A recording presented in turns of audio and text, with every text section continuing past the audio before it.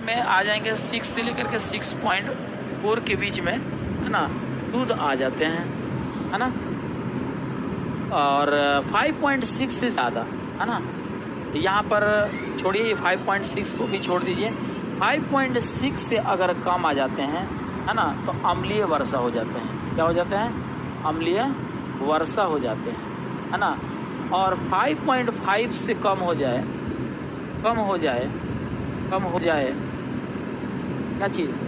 आपके मुंह का पीएच, है ना, परास 5.5 से कम हो जाए तो पता है, यहाँ पर याद आया इसीलिए मैं लिखवा दे रहा हूँ। 5.6 से कम हो जाए तो अम्लीय वर्षा हो जाएगी, यानी जो बारिश हो रही है उसका पीएच मान 5.6 से कम हो जाए तो उसको अम्लीय वर्षा घोषित कर दिया जाता है।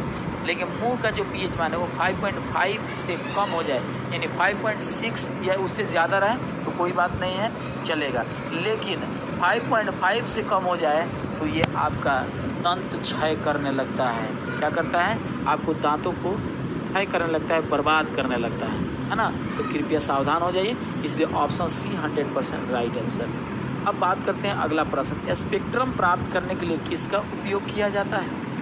अवतल लेंस? नहीं रे बाबा, ये वही अवतल लेंस है जिसमें, सुनिएगा, जिसमें क्या होता है, जिसका प्रयोग, जिसका, है ना, का प्रयोग कहाँ होता है ना, निकट दृष्टि दोष के लिए, निकट दृष्टि दोष के लिए होता है।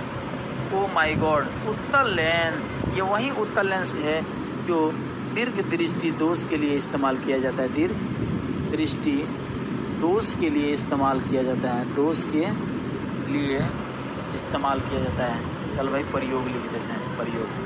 अब आओ, अवतल दर्पण की बात करोगे, अवतल दर्पण लगाना चाहते हो तो सुनो, अवतल दर्पण का प्रयोग इसका इस्तेमाल जो होता है ना बाबू, इसका सोलर कुकर में होता है।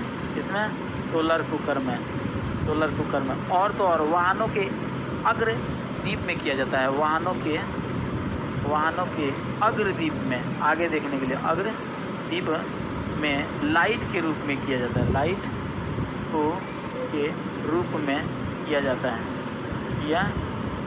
है। अब सोचो, अब रही बात प्रिज्म, तो स्पेक्ट्रम प्राप्त करने के लिए, भाई स्पेक्ट्रम क्या है? तो ये एक ऐसा टर्म है जो श्वेत रंग में मौजूद